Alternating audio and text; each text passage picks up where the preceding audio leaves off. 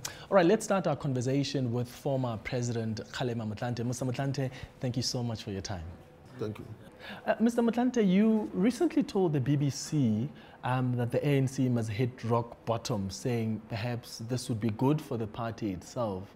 This must have been a hard statement to make about the party you've been with for so many years. Well, you know, people form organizations for a purpose. And the ANC was founded as a parliament of the African people who were excluded from the Union Parliament. And so for 82 years it's pursued the goal of getting Africans to be included in the body politic of the country. And 1994 happened.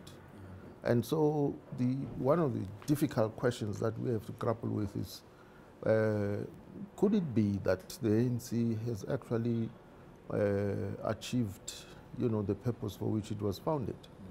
And therefore, if it is to continue playing a leading role, a relevant role, it may in fact actually mean that, you know, a new goal has to be defined, and it must then take its birth in the whole spectrum of different political players that would then pursue and attain that goal. But was it a difficult statement? And what do you say to people that perhaps say you betrayed the movement?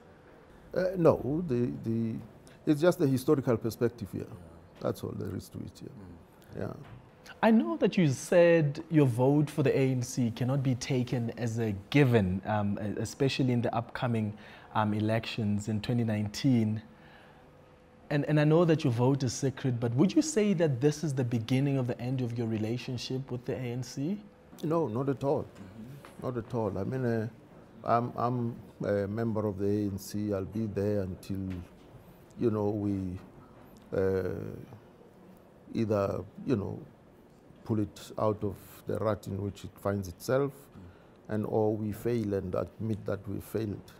Do you think the party has a chance to restore itself at its elective conference later this year? We know that there are people that are saying perhaps if Nkosazana Dlamini Zuma, Dr. Nkosazana Dlamini Zuma wins the elections, the chances of the ANC winning elections in 2019 are literally out. And some are saying perhaps if it's the Deputy President, Cyril Ramaphosa, who wins, the ANC has the slightest chance to hold on to some of its supporters and bring back those that had given up on the organization. Do you think there's a chance for the ANC to redeem itself at the elective conference? And do you think there must be a unifier, someone who can unify both factions? This is something that they must take into account?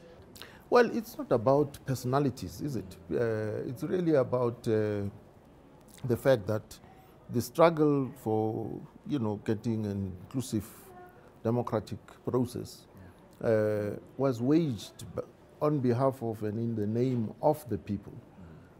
So its attainment means that the people are now their own liberators.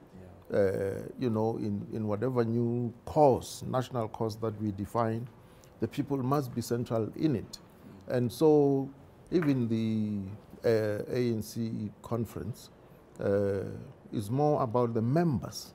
What do the members of the ANC say? I mean, we've seen that, you know, several people are campaigning already, and the same people are actually leading members of the National Executive Committee, which issued a directive that names should not be mentioned. Yeah.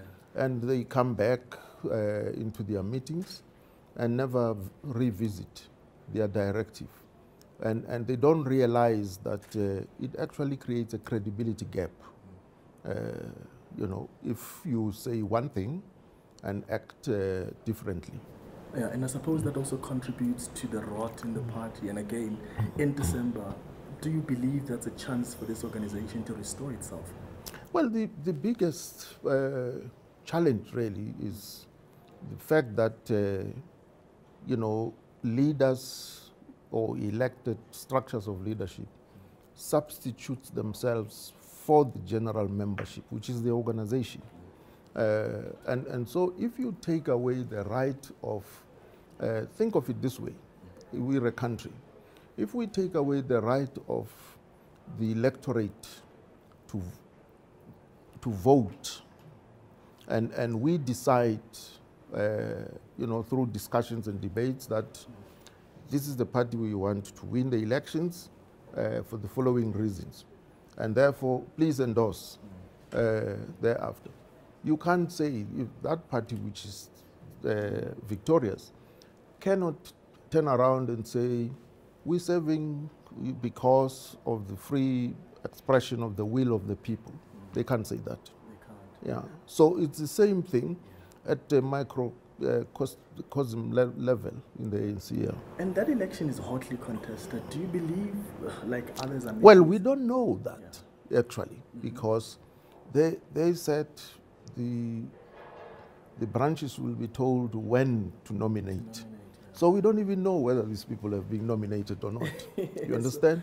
Yeah. So it's a bit of a topsy-turvy situation, because the same people who issue the directive that no names are the ones who are campaigning, and of course everyone else assumes that this is it.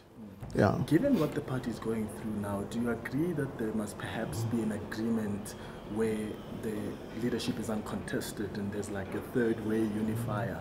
Because now we've got different people that are contesting and saying they may not unite the organization. I'm very afraid, of people who fear the free expression of the will of the people.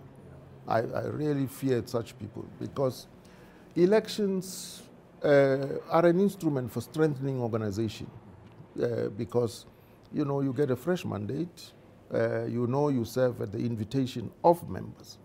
Now, if you go dispensing sweetness and bribing people and so on, assuming you succeed, would you, with a clear conscience, claim that in fact you're serving at the invitation of the people? Or is it no, thanks to the efficiency of my campaigners and so on? It just doesn't make sense to me. All right, that's where we leave it. Thank you so much for your time, Mr. Motlanthe. And that's where we leave our conversation with former President Kgalema Motlanthe.